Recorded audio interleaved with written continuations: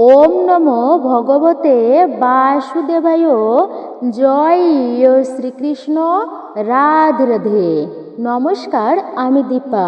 দেশ ও দেশের বাইরে থেকে যে সকল দর্শকেরা এই মুহূর্তে আপনারা ভিডিওটি অন করেছেন, সবাইকে সুস্বাগত জানাই রায় কিশোরী দীপা তথা সনাতন ধর্মীয় তথ্যমূলক চ্যানেলে আমি দীপা।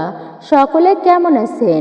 নিশ্চয়ই ঈশ্বরের অশেষ কৃপায় সকলে ভালো আছেন, সুস্থ আছেন। আজ হচ্ছে একটা মহাপবিত্র দিন।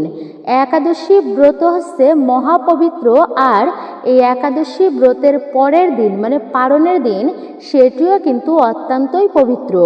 যেহেতু 3 দিন ধরে পালিত হয় একাদশী ব্রত, দশমী, একাদশী এবং দ্বাদশী, 3 দিন ব্যাপী যদি আপনারা সুসম্পূর্ণভাবে ব্রত সম্পূর্ণ করতে পারেন, তাহলে এই পরমা একাদশী ব্রতের পূর্ণ ফল মানে সম্পূর্ণ যে ফলটা হয় সেটা আপনারা নিশ্চয়ই প্রাপ্ত করতে পারবেন ভগবানের অশেষ কৃপায়। আপনারা যে সমস্ত ভক্তেরা 11 জুন বৃহস্পতিবার শ্রী শ্রী পরমা একাদশী ব্রতের আপনারা পালন করেছিলেন, তাদেরকে নিষ্ঠা ও ভক্তির সহিত এই পারণ সুসম্পূর্ণ করতে হবে।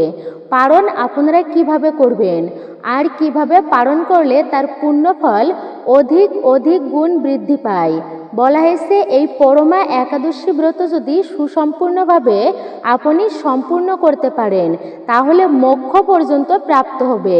সেই ব্যক্তি বৈকুণ্ঠ ধাম প্রাপ্ত করবে অতি সহজেই। ভগবান শ্রীহরি বিষ্ণু ও মা লক্ষ্মীর কৃপা বর্ষিত হবে তার উপর।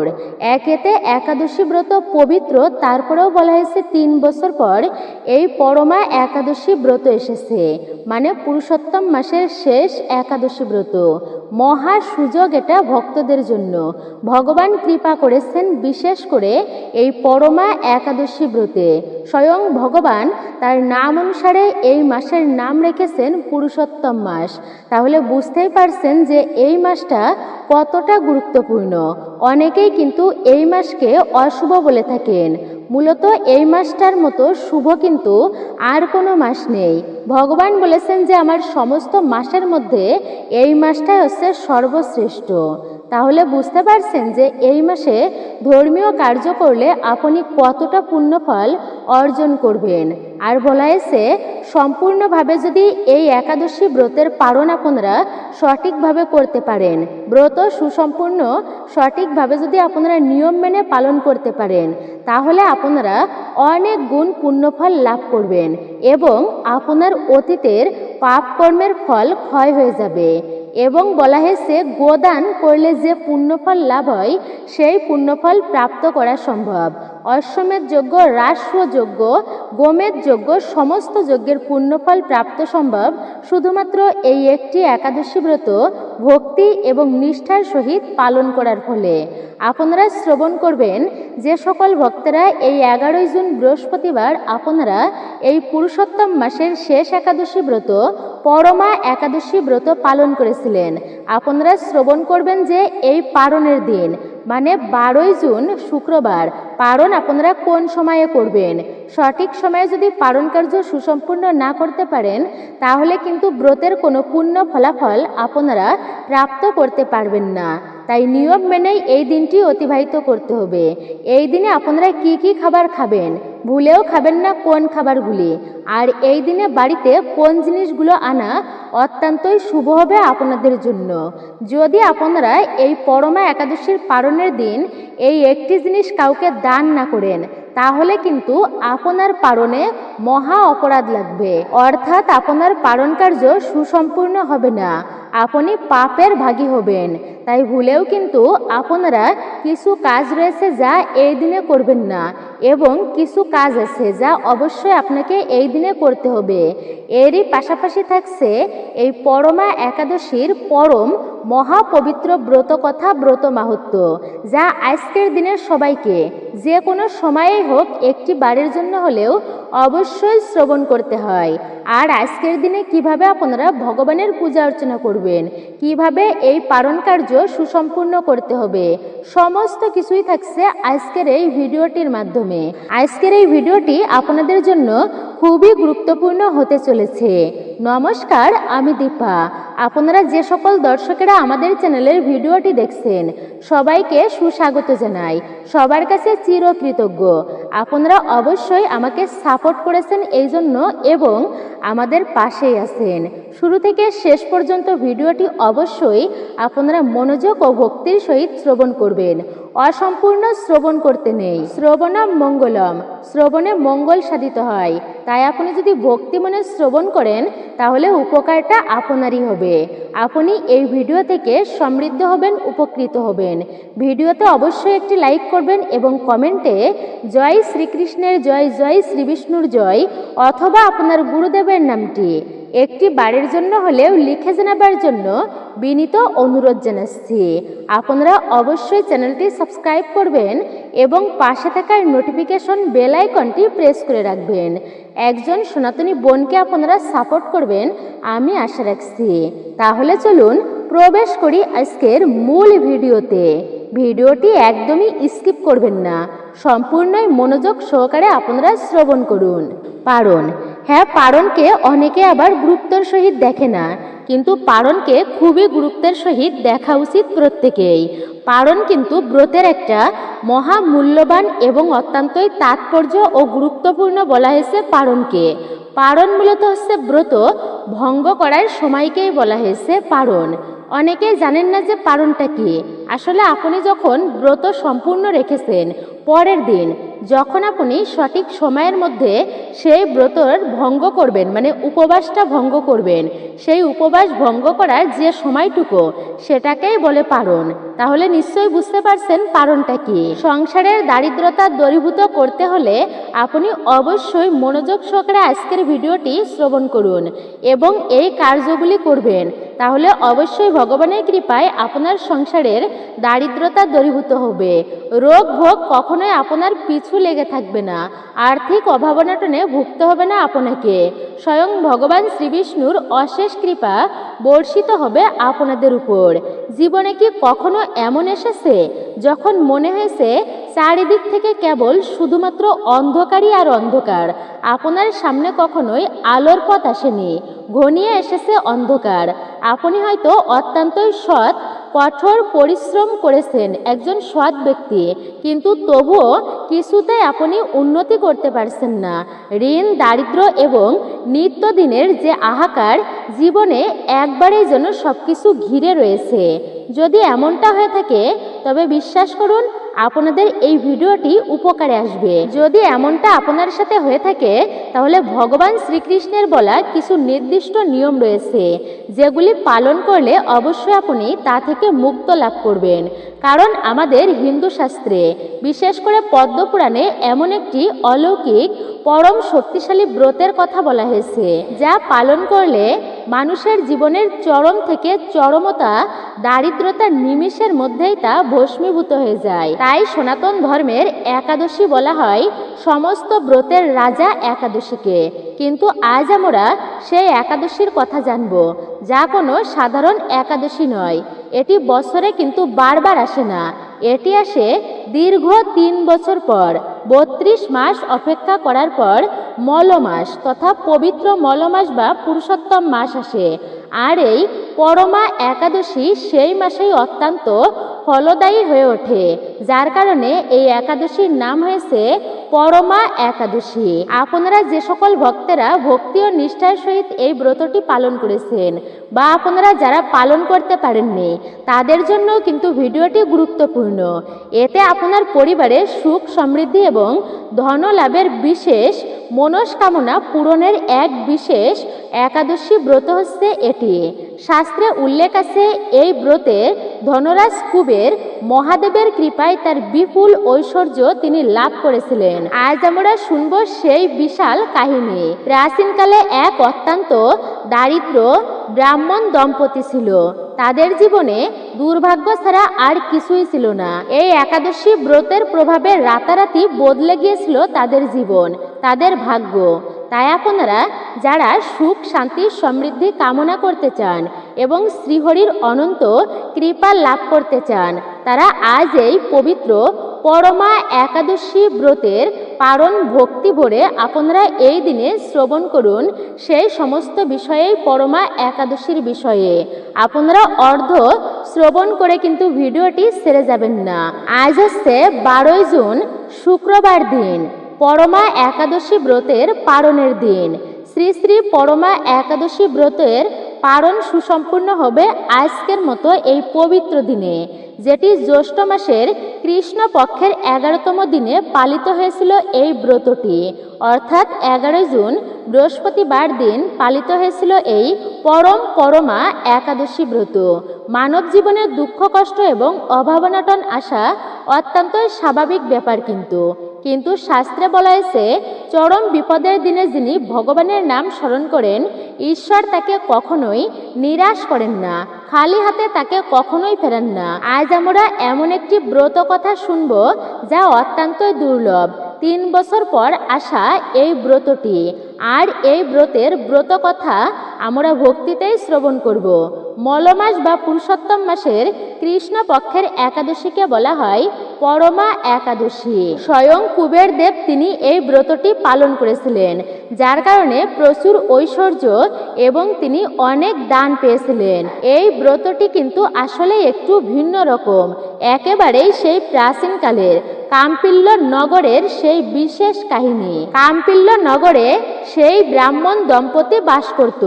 পরম ধার্মিক ব্রাহ্মণ সুমেধা এবং তার পতিব্রতা স্ত্রী পবিত্রা, কিন্তু ভাগ্য ছিল তাদের অত্যন্তই দুর্ভাগ্য। তাদের অন্ন নেই, বস্ত্র নেই, পরনে সেরা বস্ত্র, দিনের পর দিন উপবাসে তারা থাকে, অনাহারে থাকে। এর মধ্যে কেউ ভিক্ষা নিতে এলে পবিত্রা নিজের ভাগ্যের জলটুকু পর্যন্ত তাদের দিয়ে দিতেন। নিজের ভাগ্যে যেটুকু খাবার থাকতো নিজে অনাহারে থেকে অতিথির সেবা করাতো।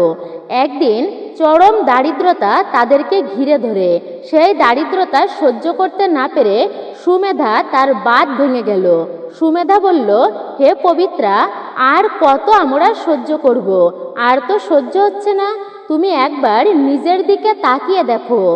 উত্তম বংশের কন্যা তুমি, আমার গৃহে এসে তোমার রূপ যৌবন সব অনাহারে শুকিয়ে গেল। আমার মতো হতভাগ্য স্বামী জগতে আর কেউ নেই যে নিজের স্ত্রীকে দুবেলা দুমুঠো অন্ন জোগাড় করে দিতে পারে না, যে নিজের স্ত্রীর ভরণ পোষণ নিতে পারে না। পবিত্রা বলল, স্বামী, আপনি বেদাঙ্গ ব্রাহ্মণ হয়ে আজ কেন এমন অধৈর্য হচ্ছেন? আপনি কেন এমন করছেন? আমাদের যা অবস্থা তা তো আমাদের পূর্বজন্মের কর্মফল। ভগবান যা করেন তা কিন্তু মঙ্গলের জন্যই করেন। আপনি শান্ত হন স্বামী। আমি আর শান্ত থাকতে পারছি না। ধর্ম পালনের জন্য তো অর্থের প্রয়োজন হয়। বাড়িতে কোনো অতিথি এলে তাকে শুধুমাত্র 1 গিলাস জল ছাড়া কিছুই দিতে পারছি না, একটু দুগ্ধ তাকে দিতে পারি না। এর চেয়ে বড় পাপ আর কি হতে পারে? আমি সিদ্ধান্ত নিয়েছি দেবী, আমি এই নগর ছেড়ে ভিন দেশে চলে যাব। সেখানে গিয়ে কঠোর পরিশ্রম করে আমি অর্থ উপার্জন করব। তোমার এই জীর্ণ দশা আমি আর সহ্য করতে পারছি না। পবিত্রা করজোরে বললেন, হে নাথ, আমাকে ফেলে, আমাকে ছেড়ে তুমি কোথায় যাবে? আমাকে ক্ষমা করবে, কিন্তু আপনি যদি বিদেশে গিয়ে ব্যর্থ হন, শাস্ত্রে আছে বিধিলিপি খণ্ডন করার সাধ্য কারও নাই। আমাদের ভাগ্য যদি আমাদের সহায় না থাকে তবে আপনি সুমেরু পর্বতে গিয়ে তপস্যা করলেও তাতেও কিন্তু ঋণমুক্ত হয় না। আপনি কিন্তু রাজার প্রাচুর্য যদি লাভ করেন তবুও যদি ভাগ্য সাথ না দেয় তাহলেও কিন্তু ভিখারি একদিন হতেই হবে। আর ভগবান শ্রীহরি যদি কৃপা করেন তবে তার জীবনে আর কি কিছু বাকি থাকে? জীর্ণশীর্ণ কুটিরে বসে আমার অনন্ত ঐশ্বর্য লাভ আমরা করতে পারবো যদি শ্রীহরি কৃপা করেন। আপনি আমাকে এই অবস্থায় একা ফেলে বিদেশে যাবেন না। আসুন আমরা পরম পিতা নারায়ণের চরণে আমাদের সমস্ত ভার সমর্পণ করি। তিনি নিশ্চয় আমাদের একটা পথ দেখাবেন। স্ত্রী পবিত্রার কথায় আর তার এই জ্ঞানগর্ভ শাস্ত্রমতো কথায় সুমেধার মন গলে গেল।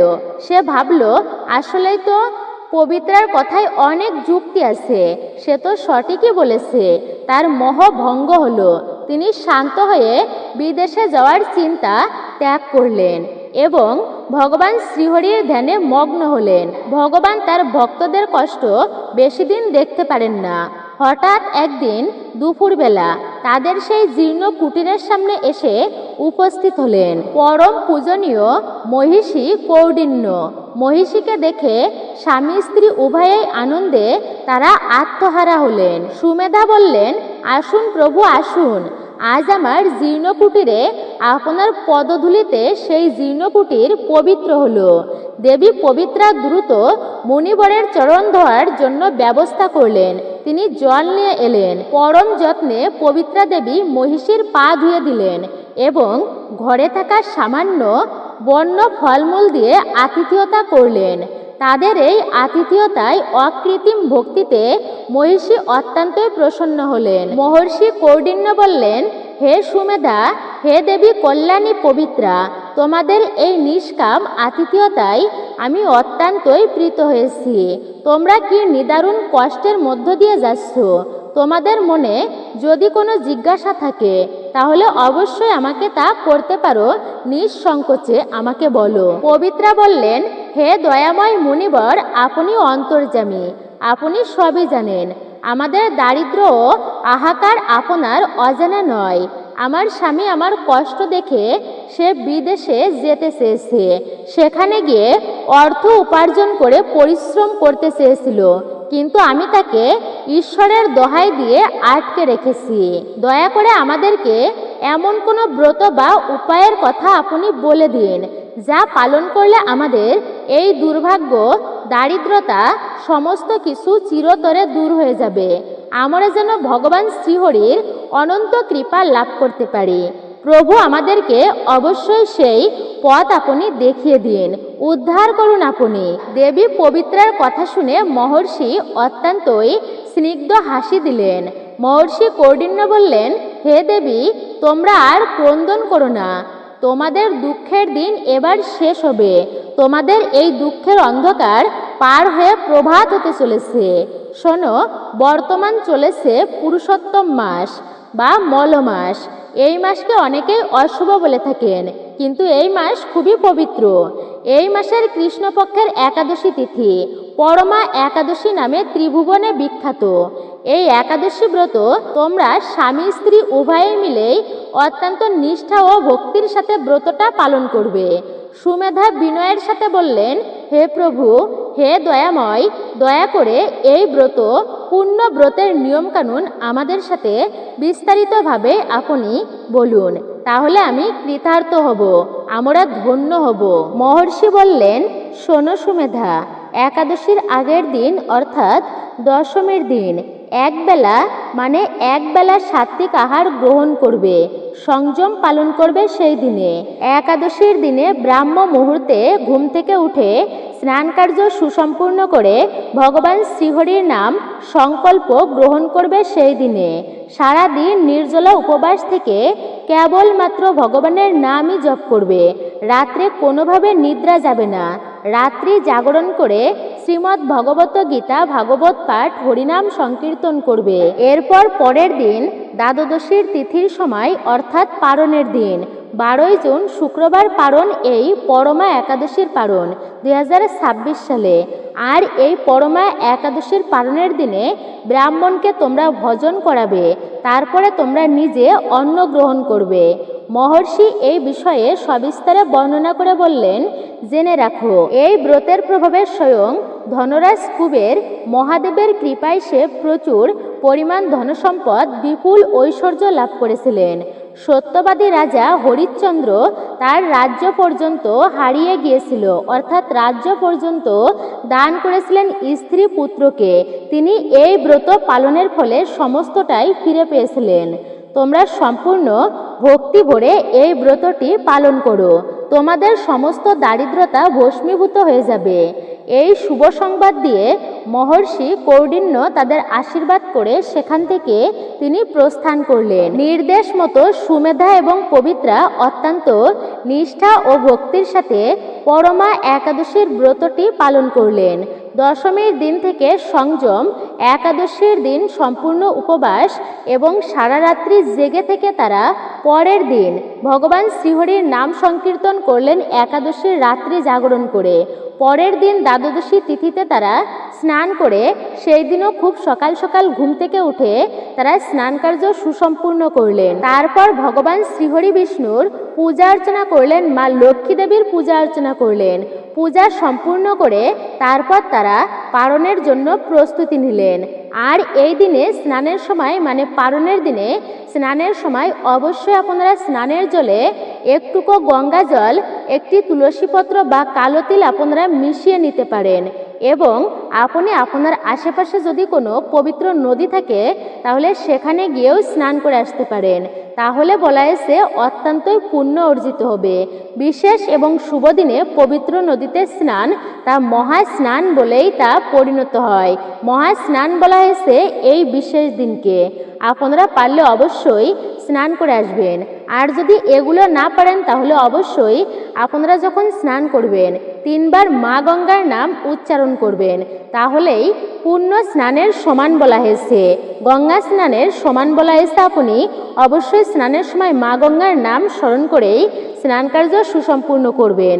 তারপর ভগবানের মঙ্গল আরতি করবেন, ভগবান শ্রীহরির পূজা অর্চনা করবেন। ভক্তি ভরে ভগবানের চরণে একটি পুষ্প আপনারা অবশ্যই অর্পণ করবেন। একটি তুলসী পত্র অর্পণ করলে ভগবান শ্রীহরি এত প্রীত হয় যা মণি মুক্তা আদি দান করলে, অনেক রত্ন দান করলেও তিনি ততটা প্রসন্ন হয় না। ঈশ্বর শুধু দেখেন ভক্তের ভক্তিটা কতটুকু আছে, ভক্ত কতটা ভক্তি দিয়ে আমাকে স্মরণ করেন। তিনি কোনো খাদ্য গ্রহণ করেন না, কিছুই না। আবার ভক্তের কাছে ভগবানের আহার নিদ্রা ঘুম সমস্ত কিছুই আছে। তাই বলা হয়েছে ভক্ত যদি ভালোবেসে ভগবানকে কিছু দেয় তাহলে ভগবান সেটা গ্রহণ করে। ঠিক সেই সময় ঘটল এক অভাবনীয় অলৌকিক ঘটনা। আচমকায় তাদের কুটিরের চারিপাশে উজ্জ্বল হয়ে গেল। তারা তো অবাক হয়ে গেলেন। এক স্বর্গীয় রাজপুত্র এসে তাদের কুটিরে উপস্থিত হলো।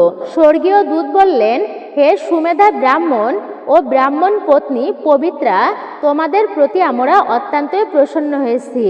আমি বৈকুণ্ঠ থেকে এসেছি। আপনাদের জীবনের সমস্ত পরীক্ষা এইবার শেষ হলো। শ্রীহরির অশেষ কৃপায় আপনাদের জীবন থেকে সমস্ত দুর্ভাগ্য দূরীভূত হবে। আপনাদের একাদশী ব্রত পালনে এবং ভক্তি দেখে আমরা অত্যন্তই প্রসন্ন হয়েছি। তাই আমরা স্বয়ং এসেছি তোমাদের কৃপা করবার জন্য। শ্রীহরির কৃপায় আপনাদের জীবনে সুখ শান্তি আসবে। সমস্ত দুঃখ দারিদ্রতা আজ থেকে চিরতরে তা সমাপ্ত হলো। এই দৈববাণী শোনার সাথে সাথে চোখের পলকে তাদের সেই পুরনো ভাঙা জীর্ণ কুটির এক বিশাল অপরূপ প্রাসাদে তৈরি হলো, রাজপ্রাসাদে পরিণত হলো। ঘরের ভেতর সোনাদানা, মণিমুক্তা এবং রত্ন ধনসম্পদ পরিপূর্ণ হয়ে উঠল। আর কোনো কিছুর অভাব রইল না। সুমেধা এবং পবিত্রা 2 হাত তুলে ভগবান শ্রীহরিকে তারা প্রণাম জানালেন। পরমা একাদশীর পূর্ণ ফলে ব্রাহ্মণ সুমেধা ও পবিত্রার চরম দারিদ্রতা চিরতরেই তাই এক নিমিষেই নাশ হয়ে গেল। ঐশ্বর্য লাভ করার পরেও তারা ভগবানের নাম ভুললেন না।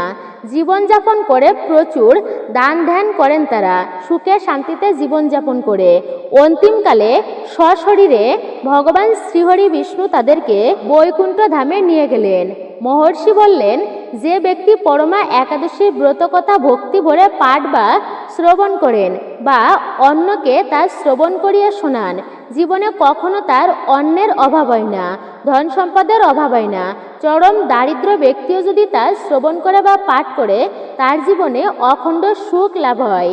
ভগবান শ্রীহরির কৃপায় ঐশ্বর্যে পরিপূর্ণ থাকে সেই ব্যক্তি। আমি আশা করছি আপনারা এই পারণের দিনে অবশ্যই ভক্তি সহকারে এই ব্রত কথা, ব্রত মাহাত্ম্যের সুন্দর কাহিনীটি আপনারা শ্রবণ করেছেন। তাহলে আপনাদের হৃদয় এমনিতেই ভগবানের কৃপায় সুখ শান্তিতে ভরে উঠবে, হৃদয় নির্মল ও পবিত্র হবে। ভিডিওটি যদি ভালো লেগে থাকে অবশ্যই সকলের মাঝে শেয়ার করবেন যাতে তারাও উপকৃত হয়। আপনারা এখনো ভিডিওটি ছেড়ে যাবেন না, এখনো অনেক গুরুত্বপূর্ণ বিষয় রয়েছে। আর বিশেষ করে আপনারা শ্রবণ করুন যে এই পরমা একাদশীর পারণ যে সকল ব্যক্তিরা ব্রতটি পালন করেছেন তাদেরকে অবশ্যই পালন করতে হবে। অর্থাৎ আপনারা এই পরমা একাদশীর পালন কখন করবেন, পালনের শুভ সময় কখন রয়েছে। ভারত ও কলকাতার সময় রয়েছে পালনের জন্য পরমা একাদশীর সকাল 4:51 থেকে শুরু করে সকাল 9:21 মধ্যে আপনারা পারণ মন্ত্র উচ্চারণ করে সঠিক সময়ের মধ্যে দ্বাদশী তিথিতে এই সময়ের ভেতরে আপনারা ব্রতের পারণ সুসম্পূর্ণ করবেন। যে সকল ভক্তরা ভারত তথা কলকাতা থেকে এই ভিডিওটি আপনারা শ্রবণ করছেন এবং আপনারা এবার জানবেন বাংলাদেশ তথা ঢাকার ভক্তগণ যারা আপনারা বাংলাদেশ বা ঢাকা থেকে এই ভিডিওটি দেখছেন, আপনারা পালন করবেন সকাল 9:52 মধ্যে 12 জুন শুক্রবার দিন। আপনারা এই 10টি কাজ করা থেকে বিশেষ করে বিরত থাকবেন। প্রথমত হচ্ছে আপনারা সুস্থ জাতীয় খাবার গ্রহণ করবেন, অর্থাৎ আপনারা সাত্ত্বিক খাবার গ্রহণ করবেন। তামসিক বা রাজসিক খাবার ভুল করেও গ্রহণ করবেন না এই বিশেষ দিনে। আপনারা এই পালনের দিনেও কিন্তু কোনো আমিষ জাতীয় খাবার ভুল করেও গ্রহণ করবেন না। আর আপনারা একাদশী দ্বাদশী তিথিতে অর্থাৎ পালনের দিনেও তুলসী পত্র কিন্তু একেবারেই তুলবেন না। এই দিনে তুলসী পত্র তোলা উচিত নয়। আর এই দিনে আপনারা দিনের বেলা ঘুমাবেন না। এটি কিন্তু পুরুষোত্তম মাসের শেষ একাদশী, তাই অবশ্যই আপনারা ভক্তিতেই পালন করবেন। এরপর হচ্ছে পালনের দিনে আপনারা চুল দাড়ি নখ কাটা থেকে বিরত থাকবেন। বৃক্ষ আদি আপনারা এই দিনে ভুলেও কিন্তু কাটবেন না। পরনিন্দা পরচর্চা আপনারা একেবারেই করবেন না। রাগ কলহ এই সমস্ত থেকে এড়িয়ে চলবেন। ব্রহ্মচর্য ধর্ম পালন করবেন পালনের দিনেও। মিথ্যা কথা বলা এই দিনে একদমই উচিত নয়। বড়দেরকে কখনোই ভুলেও কিন্তু অপমান করবেন না। আপনারা অবশ্যই এই দিনে সকল প্রকার কামনা বাসনা পরিত্যাগ করবেন। একমাত্র ভগবানের প্রতি আপনারা মন দেবেন। তার সেবা পূজা অর্চনা এই দিনে ভক্তিতে করবেন। এবং এই যে পালনের দিনে আপনারা যখন পালন করবেন, ভগবানকে পঞ্চ রবিশস্যর যে কোনো একটি দিয়ে আপনারা অবশ্যই পালন করতে পারেন। আপনারা পালনের আগে মানে পালন করার সময় যে প্রসাদটা নিবেদন করবেন ভগবানের কাছে পালনের দিনে, সেটি গ্রহণ করার আগেই তুলসী জল মুখে দিয়ে নেবেন। তারপরে আপনারা অবশ্যই সেই পালনের প্রসাদ গ্রহণ করবেন। আর সেটি গ্রহণ করেই আপনি আপনার ব্রত ভঙ্গ করবেন। আর এই দিনে যে পালনের জন্য অন্ন রান্না করা হয়, আপনারা অবশ্যই সেই অন্ন কিন্তু গরিব দুঃখী বা অতিথিদেরকে আপনারা খেতে দিবেন। এই দিনে যদি অন্ন না দান করেন পালনের দিনে, এটি কিন্তু মহা পাপের বা অপরাধের বলা হয়েছে। তাই অবশ্যই আপনারা এই কার্যটি করবেন। পারলে ব্রাহ্মণদেরকেও ভোজন করাবেন, বৈষ্ণবদের ভোজন করাতে ভুলবেন না এই দিনে। অবশ্যই আপনারা এই দিনে বাড়িতে ডেকে আনুন কিছু বৈষ্ণব ব্রাহ্মণদেরকে, তাদের সেবা করান। আপনার সাধ্যমতো তাদের দান দক্ষিণা করতে ভুলবেন না। আপনি অবশ্যই বস্ত্র দান করতে পারেন, অর্থও দান করতে পারেন। আপনার সাধ্য অনুযায়ী আপনি যেমন পারেন তেমনই দান করবেন। তবে এই দিনে ভুলেও কাউকে কালো কোনো জিনিসপত্র দান করবেন না। কালো পোশাক এই দিনে আপনারা কাউকে দান করবেন না। বাসি পচা খাবার এই দিনে কাউকে দান করবেন না। এঁঠো বা উচ্ছিষ্ট খাবার এই দিনে ভুলেও কোনো পশু পাখি বা মানুষকে আপনারা খেতে দিবেন না। আপনারা কিন্তু এই দিনটি ভক্তিময়ভাবেই পালন করবেন এই পালনের দিনটি। আর এই দিনে আপনার বাড়িতে ময়ূরের পালক কিনে আনতে পারেন, গোমতী চক্র কিনে আনতে পারেন, একটি লক্ষ্মী কড়ি কিনে আনতে পারেন। এবং এই বিশেষ দিনে আপনি অবশ্যই তুলসী মাতার পূজা অর্চনা করতে ভুলবেন না। আপনাদের জন্য খুবই শুভ হবে। সংসারের দারিদ্রতা দূরীভূত হবে, চিরতরে অমঙ্গল দূরীভূত হবে। মা লক্ষ্মী স্বয়ং প্রসন্ন হবেন। আর যেখানে সম্পদের দেবী প্রসন্ন হন সেখানে তো স্বয়ং ভগবান শ্রীবিষ্ণু থাকেন আর সেই ভক্তকে কৃপা করান। ভগবান যদি কোনো ভক্তের উপর কৃপা করেন তাহলে কিসের তার দারিদ্রতা থাকে? স্বয়ং যদি কোনো ব্যক্তি ভগবানের কৃপা পেয়ে থাকে তার জীবনে আর কোনো আশা থাকে না। আপনারা আপনাদের সংসারের দারিদ্রতা দূরীভূত অবশ্যই করতে পারেন। এই দিনে গরিব দুঃখীদেরকে ভজন করাতে পারেন, প্রসাদ সেবা করাবেন। প্রসাদের মাধ্যমে সর্বদারিদ্রতা দূরীভূত হয়। প্রসাদ হচ্ছে সাক্ষাৎ কৃপা। প্রসাদে কিন্তু রোগ ব্যাধি ভালো হয়ে যায়। প্রসাদের উপর অমৃত জগতে কিন্তু আর কিছু নেই। তাহলে অবশ্যই আপনারা এই কার্যটি এই দিনে করতে একদমই ভুলবেন না। আপনারা এই পারণের দিনটা ভক্তিময়ভাবেই অবশ্যই পার করবেন। অনেকে আছে পারণ কার্য সুসম্পূর্ণ করে আমিষ আহার করে, এটি কিন্তু ভুলেও করবেন না। নেশাজাতীয় দ্রব্য এই দিনে অবশ্যই পরিত্যাগ করবেন। অবশ্যই বিষয়টা মাথাতে রাখবেন। মূলত এটাই ছিল আমাদের আজকের ভিডিওটি আপনার কাছে কেমন লেগেছে মূল্যবান মতামত জানাতে একদমই ভুলবেন না। আর আপনি যদি আমাদের চ্যানেলের নতুন দর্শক হয়ে থাকেন, বিনীত অনুরোধ করব চ্যানেলটি অবশ্যই সাবস্ক্রাইব করবেন, পাশে থাকার নোটিফিকেশন বেল আইকনটি প্রেস করে রাখবেন। সকলে ভালো থাকুন, সুস্থ থাকুন, পরম করুণাময় ঈশ্বরের অশেষ কৃপায়। অবশ্যই একজন সনাতনী বোনকে আপনারা সাপোর্ট করবেন আমি আশা রাখছি। জয় শ্রীকৃষ্ণ, রাধে রাধে, নমস্কার। আবারও কথা হবে নতুন কোনো ভিডিওর প্রসঙ্গ নিয়ে।